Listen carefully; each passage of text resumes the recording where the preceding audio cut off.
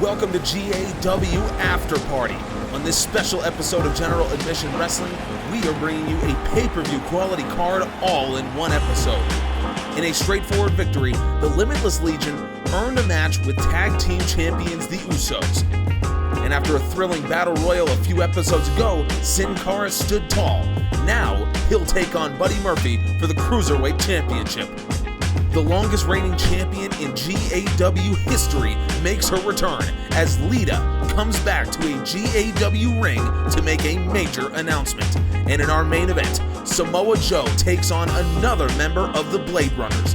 The Submission Machine meets the Scottish Psychopath. No disqualifications for the GAW World Championship. But let's get to our opener. After a shocking win last episode, Tegan Nox earned herself a shot at Asuka's world title. Can the Empress maintain her record-breaking World Championship run against the Red Hot Nox? Afterparty starts now.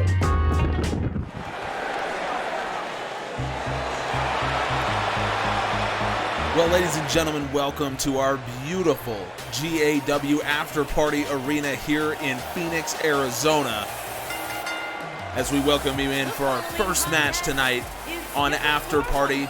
No Dakota Kai coming out with Tegan Nox tonight, as we've heard that Nox has requested that Kai stay backstage. She will take her first ever opportunity at a GAW championship by herself. So Dakota Kai will be cheering her on from backstage. Speaking of which, let's take a look back at how Tegan Nox earned herself this match in an absolutely stunning victory over Asuka.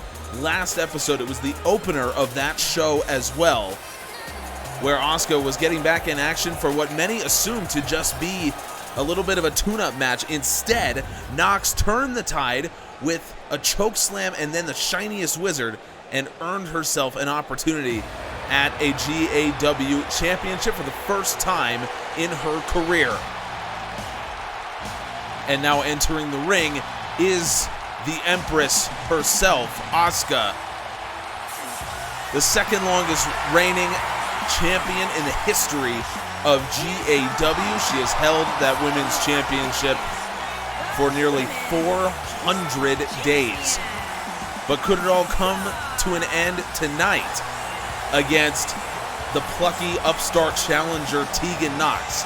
Again, no Dakota Kai, just a straight one-on-one matchup here to open Afterparty, a pay-per-view quality show, all in one episode. So thank you so much for joining us, and let's get to our opening match.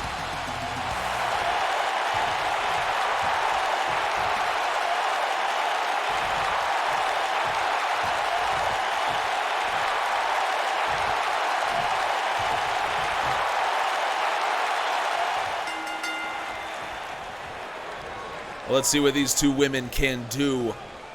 Asuka, I think, will have had a little bit of, or will have been working a little bit harder, I should say, to study Tegan Nox, what Nox might be bringing to the table. I think that Lady Kane really took Asuka by surprise with her speed and athleticism. I think Asuka coming in here, you see, she's really grinding down Nox early. And this is the superior wrestling ability of the Empress, the second longest reigning champion in the history of GAW, male or female. But look, Tegan Nox, she can put in a little bit of that mat style as well. That was a beautiful waist takedown from Nox. And I gotta say this, even if Tegan Nox does not win this match, the fact that she's even at this point, after all that she's been through, all the injuries, you got to believe that this means that Nox, and by extension Dakota Kai, will be around to challenge for the GAW Women's World Championship for a long time. At least that would be her hope. And now Nox, beautiful bulldog on the champ. Again, Tegan Nox looking tremendous. Now Nox going for the cover on champion Asuka. And Asuka kicks out. Tegan Nox has put Asuka in a position that not even Charlotte Flair could put Asuka in, where it seems like Asuka's almost on the back foot. Well, that's Rosita. Rosita, who we haven't seen in a long time, she's making her way down to the ring. In full view of the referee, Rosita, super kick on Asuka. Oh my goodness. Rosita just going to town on the Women's World Champion. Tegan Nox can do nothing. The match has been called off. The referee rang the bell. And a second slam from Rosita. My God, Rosita is absolutely just going crazy on Asuka right now. And this is an absolutely stunning turn of events. Rosita over the prone body of Tegan Nox with the neck breaker and then takes down Asuka. Oh my. Nothing the referee can do but watch as Rosita lays into the Women's World Champion. Rosita's never been a champion herself, but Rosita will give her a swinging reverse DDT. Asuka retains by disqualification, but Rosita announcing herself to the champion. Wow. Well, ladies and gentlemen, coming up next, we have the World Tag Team title match, but first, we have a special announcement. Cyclones. Inescapable whirlwinds of water and salt. The most devastating phenomenon known to man, capable of leveling cities, swallowing islands, and taking human lives. And now, the cyclone comes to GAW.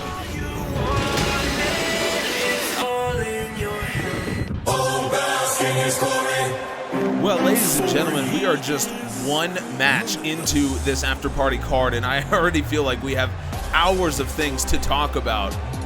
Whether it's the announcement of Cyclone Denver, and that is going to be an incredibly fun event, I am sure. Or if it's Rosita attacking Women's Champion Asuka in the opener of this show. And so we can only hope to guess what Rosita wants, but I think I have a pretty good guess. I think she wants a chance at the GAW Women's World Champion, which is also incredibly unfair to Tegan Nox because Nox actually pinned the World Champion clean. So you hate to think that Rosita's jumping the line. Either way, our second match tonight is for the GAW Tag Team Championships. We see the Limitless Legion making their entrance, and the men facing them are, of course, two of the most popular men in GAW today, Jimmy and Jey Uso. This will be the first time that we have seen the Usos since Bash at the Beach. Jimmy Uso came up short in his quest to get the GAW Intercontinental Championship off of Kofi Kingston. But the Usos did still retain those belts that they are currently wearing against the Young Bucks. Meanwhile, of course, Kofi Kingston, if you missed last episode, Kingston was dethroned as Intercontinental Champion by Matt Hardy with help from Ricochet. And then we had, of course, the just inexplicable video at the end from some person called Alpha. And so there's nothing we can do but wait until we have more information about what's going on with that. But the information we do need right now is that these two teams are going to be battling for those GAW Tag Team Championships. This will be the first time that the Limitless Legion has ever fought for these titles. So it'll be Keith Lee, bask in his glory. He's starting things off against Jimmy Uso. Looking for a little bit of momentum after coming up short at Bash at the Beach. Keith Lee, on the other hand, well, he's kind of been riding strong here. He was in the Rumble on the Beach, part of the final two men in that match. Fell short to Matt Hardy, the now Intercontinental Champion Matt Hardy. And then, of course, he played a huge part in the Limitless Legion earning this match. after delivering 2 Spirit Bombs to Pete Dunne, a Spirit Bomb to Tyler Bate, and then, of course, if you remember that match, that was 2 episodes ago, episode 18, the Limitless Legion delivered 4 3Ds to Tyler Bate to help them win, and now Jimmy Uso, look at this. Beautiful performance so far from Jimmy Uso, but you can only go so long with a man with the strength of Keith Lee, and now Lee's got to be thinking about, breaking this count. Lee heads back into the corner, tags Riddle. It looks like they're confident that Jimmy Uso will be able to make it back for the count, and he does. Matt Riddle, meanwhile, has actually gone over to the corner to celebrate, and he didn't see Jimmy Uso getting up. That is not a good move, and that just shows inexperience from these two men. As talented as they are, they have a lot to learn, and betting that Jimmy Uso will not be able to summon the strength to get into the ring like that is not a good bet. And now Matt Riddle pays for it with a Samoan drop. Jimmy now tags in Brother Jay, and this is not the ideal matchup for the Limitless Legion. Of course, I mentioned, there's just not a lot of tag team experience between these men. They've only been teaming for about a year, and so you're coming up against one of the most polished tag teams in the world, not just in GAW. The Usos have had success everywhere they've been, and they've held on to these tag team championships for about 3 months now, I think it is, if I'm doing my math correctly. They won them back in episode 7. Go check out, by the way, their match with the Lucha Brothers to win these titles in that episode if you haven't seen it. That was a terrific match where these guys really showcased what they can do. And the Usos once again varying their strategy. Multiple quick tags here from Jimmy and Jay,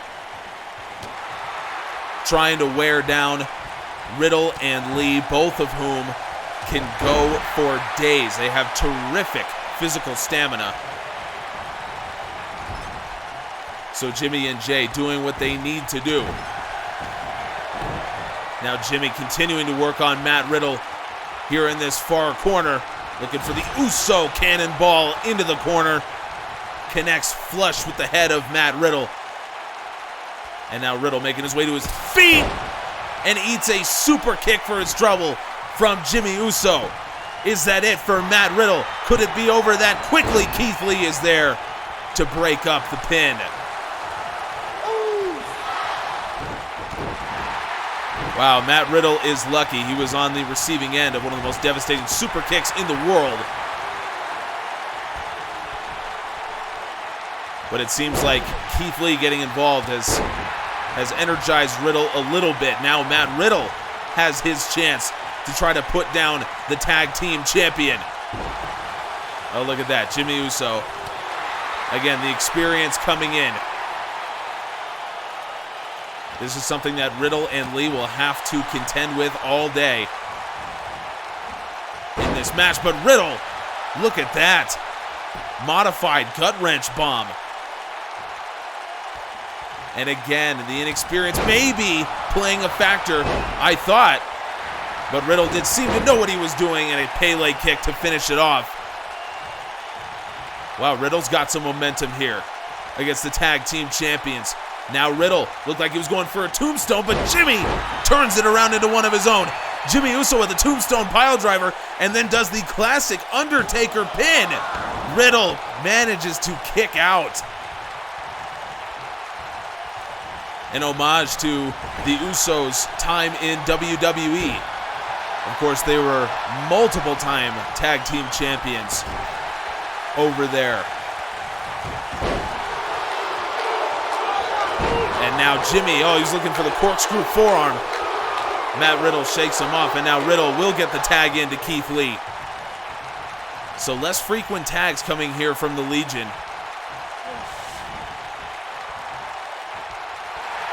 Lee hoisting Jimmy Uso up. Uso rakes the eyes. Lee maybe was going for a two-handed choke slam, possibly.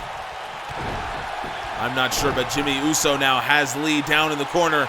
And it looks like Lee is going to take that same Uso cannonball. A brutal move as your head snaps back into that metal turnbuckle. That padding is not very sufficient, I will just tell you that. But now, Jimmy Uso with the body slam on Lee.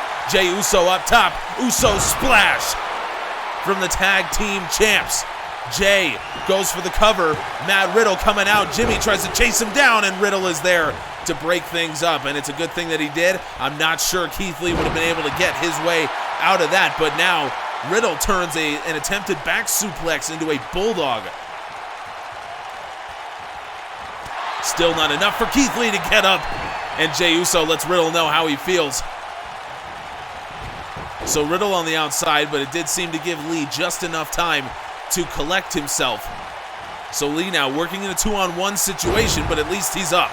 Beautiful vertical suplex from Keith Lee, a man with unbelievable strength, as well as unparalleled athleticism for a man his size. Over 300 pounds, Keith Lee, and he has the strength of a man that large, but he moves like a cruiserweight. And if you haven't heard me say that before, or heard anyone say that before, then I don't really know where you've been. You've probably never seen a Keith Lee match.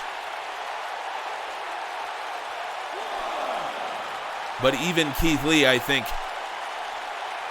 maybe realizes that he cannot out-athleticism the Usos. So this is a straight demonstration of power from Keith Lee right now. Jey Uso with a beautiful reverse DDT. Oh, brutal. Double chop from the champ, and now sends Lee back into the ring. Lee was trying to make his way over to Matt Riddle. Jey Uso not having any of it now, turns his attention to the leg. And that's what you got to do, both to a guy as big as Keith Lee and a guy who moves as well as Keith Lee. You got to go for the legs. But Lee's getting his way out of it early, and now looking to tag in Matt Riddle, and he does. And we know what's coming here. They gave 4 of these to Tyler Bate, and now Jey Uso on the wrong end of a 3D. This won the Legion this opportunity, but now Riddle going for the pin, and Jey Uso kicks out. Usos managed to hang on to their tag team belts, at least for now. Jey Uso hoisting Riddle up, I think for a Samoan drop, but Riddle, well, I was criticizing his experience earlier, but this is terrific, and now Riddle with a grounded abdominal stretch. The original Bro, of course, has a background in mixed martial arts, and he's using it right now, trying to get the submission from Jey Uso, and this is a brutal, brutal submission hold. Riddle relinquishes it, and Jey Uso, again, the experience, knows that Jimmy Uso is there on the corner. Uso misses with that strike. Riddle tried to turn it in again, I think, to a tombstone pile driver, and instead gets the jumping headbutt from Jimmy, and now a corkscrew forearm. Wow, Jimmy Uso going crazy right now. Brother Jey is out, so Jimmy Uso knows that he is outnumbered, and he's fighting like it. Jimmy Uso fighting like a madman, seems to allow Riddle to get the tag in on Lee, and Uso catches Lee with that forearm, now going for the pin to retain the championships. Lee kicks out. We got a one-on-one scenario right now. And Jimmy Uso now just grinding down Keith Lee with this hold. I'm not sure if he's looking for a tap here. Lee, either way, gets out of it. Beautiful chain wrestling from that man, but now Jimmy has Lee maybe in trouble on the corner here. Strike across the face, and we know what's coming. Jimmy Uso has been known to use this very move, a superplex straight to the outside. And you can see Jey Uso has made his way back into friendly territory, into his corner. Keith Lee managing to shake off the effects of a devastating superplex. Fans loving it right now as Jimmy Uso seems to be on top right now after that superplex. You can see Riddle has made his way to his feet.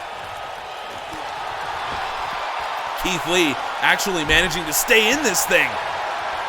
and almost uses Keith Lee to knock Matt Riddle out after that body drop over the top rope. But now Lee and Jey Uso.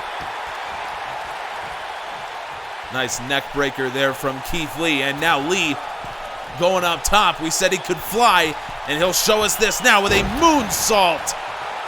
That is a 300-pound man doing a beautiful picture-perfect moonsault. Jey Uso in trouble, and Uso kicks out.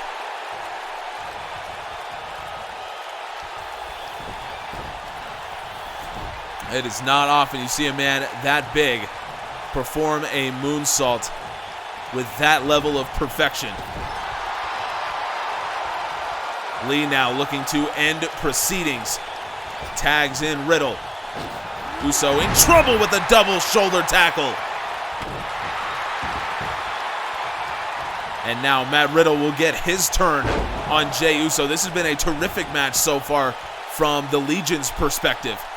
They have really done everything they can to ground the Usos, and so far they've done a good job. And now triple gut-wrench bombs from Matt Riddle.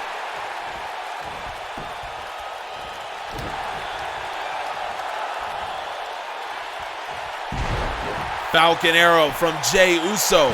Now Jey going for the pin, and Riddle manages to kick out at 2. That Falcon Arrow maybe could have spelled doom for Matt Riddle. But the original bro hangs on. You can see Jimmy Uso, he is tired over there in the corner.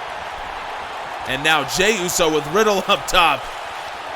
And we're going to see it for a second time. They did this twice against the Young Bucks in that legendary match. And now Jey Uso taking Matt Riddle to the ground with a massive superplex. Wow. Both members of the Usos have delivered devastating superplexes to the outside, and both Lee and Riddle seem to be feeling the effects of them. Double chop from Jey, misses.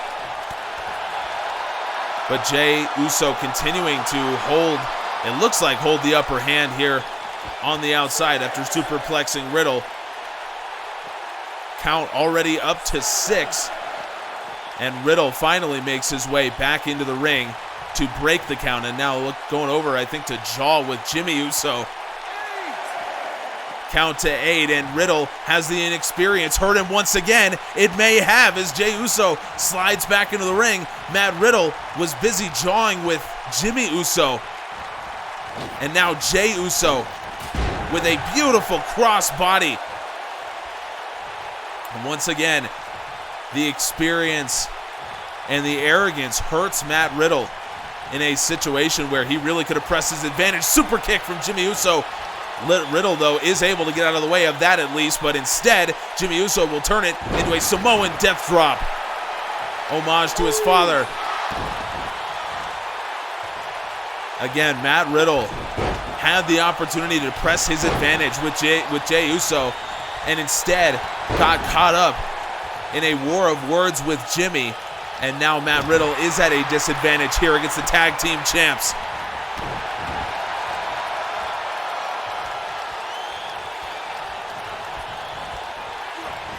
Jimmy Uso in full control right now, but Riddle out of the corner with the knee.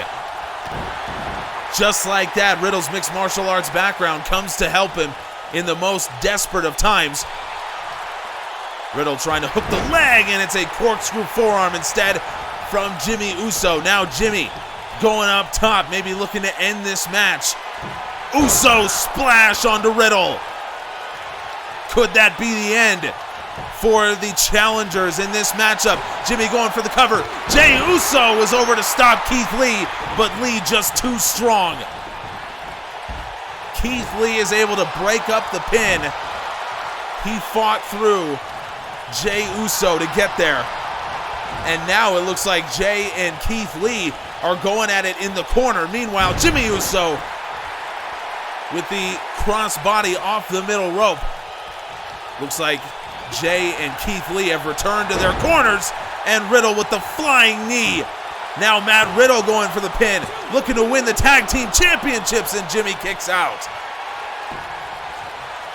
Oh, this match has hit another gear almost instantly. Riddle hoisting Jimmy up with the bro to sleep. Brutal knee to the face, but Jey Uso coming out. Keith Lee with the Hurricane Rana, and Jimmy Uso kicks out. Jimmy Uso kicks out of the bro to sleep. Jey Uso with the Hurricane Rana from Keith Lee. Jey Uso is now outside the ring. Jimmy could be in serious trouble here. Matt Riddle has him up again, and this time Jimmy Uso is able to get out of it. Somehow Jimmy Uso fights out of another bro to sleep attempt. And now Jimmy Uso will reintroduce Matt Riddle to the back of that turnbuckle with an Uso cannonball. Jimmy Uso really taking advantage of Matt Riddle right now, trying to buy some time for his brother Jey to get back into the ring. The referee spotted the rope break on that one. Matt Riddle's feet underneath the rope as Jimmy went to cover him. Now Riddle back into the Uso corner, and he gets out of the way as the splash was coming. Still no sign of Jey Uso. Now Riddle trying to bring Jimmy back into his own corner. Oh, that kick didn't faze him at all. It's so hard, especially when you're a barefoot competitor. Those kicks can do even extra damage. Now Riddle tosses Jimmy over the ropes and tags in Keith Lee. And Lee, I think, was a little bit tired, didn't quite know what might have been coming, so now he is in a dangerous situation in the middle of the ring. Here comes Jey with another Uso splash. This couldn't get the job done the first time, but now Jey going for the cover. Riddle is out, and Riddle breaks it up. And I don't know if Jimmy thought that Riddle was outside the ring, but Jey Uso, that Aaron chop actually caught the referee. Super kick attempt from Jey. Keith Lee out of the way and into a German. Referee down after an errant chop from Jey Uso. Now Jey Uso bleeding. Like his brother, Jey hoists Keith Lee up. That is incredible strength into a Samoan death drop. Incredible strength to get Keith Lee up like that. Jey Uso now going up top. Into an Uso splash from Jey. Going for the cover now. Matt Riddle nowhere to be seen, and the Usos retain. Just like that, the referee makes his way to his feet and counts the 3 as the Usos retain, but I don't know if even they were expecting this level of fight from the Limitless Legion. What a match. Absolutely terrific wrestling from all 4 of these men. I think the story here, Keith Lee managed to bail Matt Riddle out several times, but Riddle was not there for Lee. After the Uso splash from Jey. Either way, this was a terrific showing from the Limitless Legion and an even better showing from the tag team champions, the Usos. What a match. What a match. And we've got another high-flying match coming up for you next as Buddy Murphy defends the GAW Cruiserweight Championship. The following contest is scheduled for one fall and is for the Cruiserweight World Championship. Well, entering the ring now, Sin Cara. He won the right to be in this title match here by winning a 6-man battle royal back in episode 17, defeating the likes of Will Ospreay and Yun-Son Park. And Sin Cara, I always kind of feel bad for him because he started off all the way back in episode 2. He actually beat Ricochet after Buddy Murphy got himself involved. Then he beats Ricochet again by DQ after Buddy Murphy got himself involved. And then Murphy beats Sin Cara and goes on to challenge what ended up being Yun-Son Park at Bash at the Beach for the Cruiserweight Championship. So it almost feels like Sin Cara hasn't really gotten a fair shake for an opportunity at this title, given what he's gone through. But he has the opportunity to make everything right here against Buddy Murphy, the member of the Blade Runners, who represents that group in the Cruiserweight division, entering as has become customary with Ricky Steamboat. And Steamboat has proved invaluable to the Blade Runners, not just to Buddy Murphy, lending his experience. It's a big reason why the Blade Runners as a team are now 2-0. Murphy was part of one of those wins. And Steamboat is a big reason why Buddy Murphy himself is 5-0 and is currently, of course, Cruiserweight champion. So Murphy will put that title on the line in his first defense coming up next. So Murphy in his first title defense here in GAW for this title, and immediately Sin Cara showcasing his reflexes, getting out of the way of that drop kick. And Murphy now returns the favor. Yeah, fans, well, are not big fans of Buddy Murphy, and I can't really say that I blame him all that much. Sin Cara now going for, I believe, a handspring Pele kick, and Murphy out of the way of that. Sin Cara catches the knee. This match off to a blazing start. And Sin Cara has a little bit of unfinished business with Buddy Murphy because it's, of course, Buddy Murphy's fault. Now Sin Cara going for the pin. Murphy kicks out. It's Buddy Murphy's fault that Sin Cara couldn't challenge for the title when I would assume that he felt that he had that right. So he gets a chance to settle his grievances with the Cruiserweight champion. Buddy Murphy, if you remember, so he got himself involved with a couple Sin Cara matches, both against the then Cruiserweight champion Ricochet off the big boot. Murphy going for the pin to retain. Sin Cara kicks out. And then Murphy beat Sin Cara, beat former Cruiserweight champion Pac, then beat the current, at that time, the current Cruiserweight champion Ricochet. And so he demanded that Ricochet put his title on the line at Bash at the Beach. And then he demanded that Ricochet defend it twice before that time. Ricochet, of course, lost. He fell at the first hurdle to the man who he beat for the title, the Bastard Pac. And then Yun-Sun Park upset Pac for the title. And Murphy took down Park, and we are now here. Murphy is the Cruiserweight champion.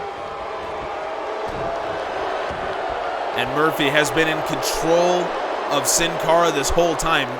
Ricky Steamboat has not even had to get involved, which is something interesting. And Ricky Steamboat doesn't tend to get physically involved, but I think you can see the experience that he lends, the game planning that he lends to Murphy is invaluable. And now Murphy out of nowhere with Murphy's Law. Murphy going for the pin to retain the title, and he does. Buddy Murphy, just like that, puts away Sin Cara. And again, you can't oversell the impact that the Dragon has had on Buddy Murphy's mindset. What he's been able to do from moment one. Murphy came out absolutely firing on all cylinders. And it was barely enough time for me even to recap his road to win this title. This Yokosuka cutter really took Sin Cara out of the match from a mental standpoint, and Murphy catches Sin Cara in Murphy's Law. And that was all she wrote. The man without a face is going home without a belt as well, as Buddy Murphy retains the Cruiserweight Championship to move to 6-0. And Murphy will cheer from the back as his Blade Runner teammate Drew McIntyre takes on Samoa Joe. No disqualifications for the GAW World Championship, but first, an absolute living legend, former world champion Lita, is here to make a huge announcement.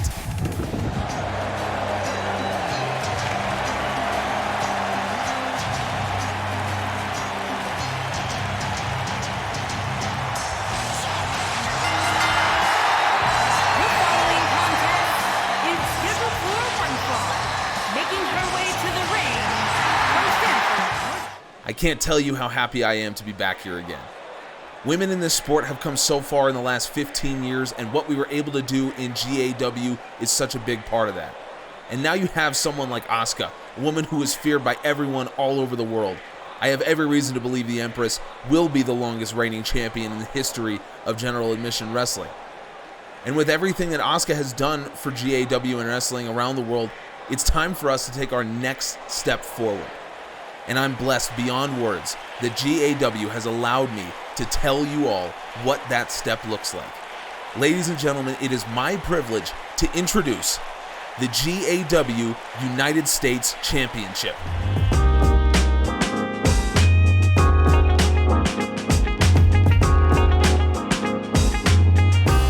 This title will be the newest jewel in the crown of the world's best women's division.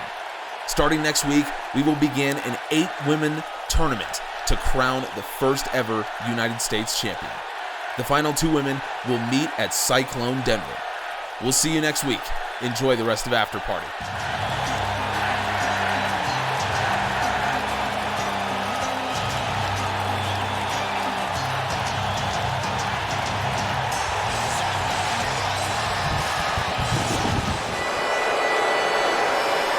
Wow, well, ladies and gentlemen, you heard it here first. The brand new GAW United States Championship.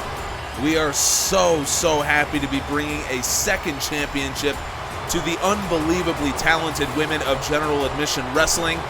And this will just give our tremendous wrestlers even more of a chance to showcase themselves every week on Wednesday Night Storm. And then you heard that the culmination of the United States Championship tournament will take place at Cyclone Denver. So already our first match for Cyclone is set. But will we have a new world champion come Cyclone? That is the question that we are going to answer in tonight's main event. Drew McIntyre, after he pinned Aleister Black last week in a tag match, or 2 weeks ago I should say, 2 episodes ago in a tag match when he teamed with Jay White, Drew McIntyre earned a championship match with Samoa Joe, and it was Joe himself who made it no disqualifications. So Drew McIntyre will have a chance to walk away as champion and do what his Blade Runner teammate Jay White could not, and dethrone Samoa Joe. But it's a lot easier said than done with the Samoan submission machine.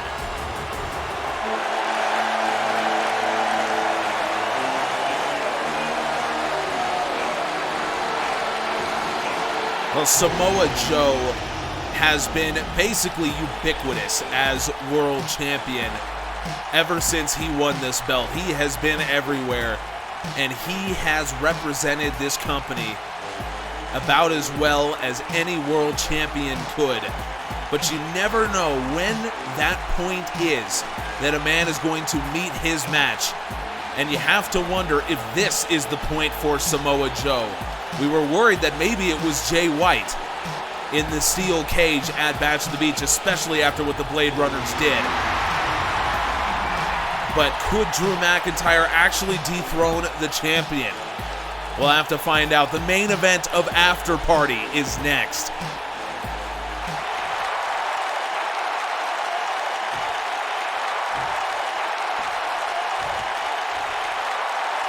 Introducing the challenger from Ayr, Scotland, weighing in at 254 pounds, Drew McIntyre.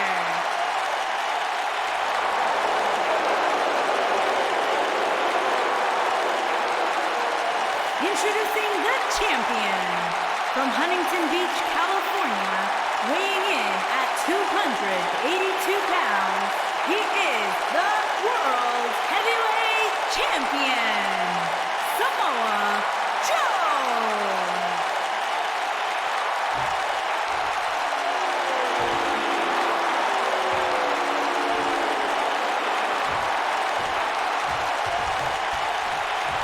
Samoa Joe, one of the deadliest men in GAW. Drew McIntyre facing down the world champion. No disqualifications in our main event. will Joe leave Afterparty as champ? Well, we'll just have to find out here, won't we? And McIntyre starting things off with a brutal display of strength, just like we know he can do. Now, McIntyre, if you remember, was involved in a no-holds-barred match with Aleister Black at Bash at the Beach, and McIntyre, to make a point, did not use a single weapon, did not use a single illegal object or act against Aleister Black, and beat him anyway. Something makes me doubt that the same will hold true here against Samoa Joe, but we will have to see. McIntyre starting off fast with a power bomb. And Joe looks a little flustered, if anything, at the pace McIntyre is coming out with. The Scottish Psychopath has exploded out of the gates here. And of course, the rest of the Blade Runners have been banned from ringside given the nature of this match. It would basically be a 5-on-1 if the Blade Runners were allowed to be here. So instead, we will get just the one-on-one match that we need to settle this feud between Joe and really all of the Blade Runners, and McIntyre is the stand-in tonight as McIntyre with a back suplex on the outside, and I think we are in for a brutal showing tonight. And McIntyre with that STO, I think he's learning a few things from Jay White. And Samoa Joe, it looks like, will be the first one to pull some plunder here to try to deal with Drew McIntyre. He's got a kendo stick. Just one shot to the head is all he needed.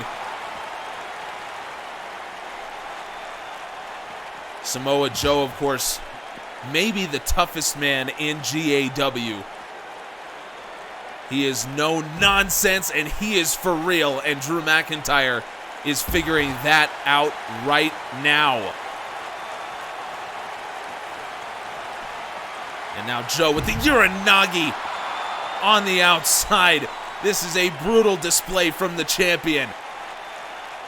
Just giving it all to McIntyre. Now this is no disqualifications, but pins or submissions still need to happen in the ring. So Joe has inflicted a lot of damage on McIntyre, but he'll need to get him back inside the ring. McIntyre went for the Glasgow kiss there, and Samoa Joe gets out of the way. Now Samoa Joe is just one step ahead of McIntyre right now. And McIntyre, big lariat from Drew to try to get himself back in this match.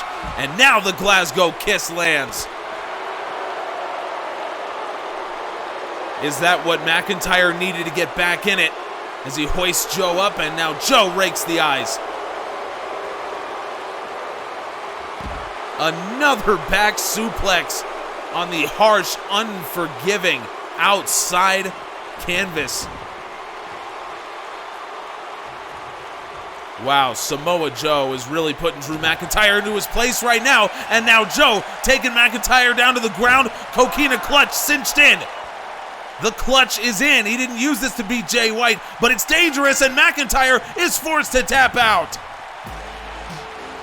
Drew McIntyre gave Joe quite a match there to begin with, but in the end, nobody can stand up to the Samoan submission machine. No one in this company right now is tougher than Samoa Joe. And the Coquina clutch was just what Joe needed to put away a second member of the Blade Runners. McIntyre tapping out as the clutch was too much. Two Blade Runners have gone down to Samoa Joe. And two words that Samoa Joe, I'm sure, will never get tired of hearing. And still. Who will be next to challenge for that title? And who could Joe be facing at Cyclone, assuming that he still has it? There's so much more to learn, but that does it for us from GAW Afterparty. We'll see you next episode for a normal episode of Wednesday Night Storm. Subscribe so you can see it. We appreciate you.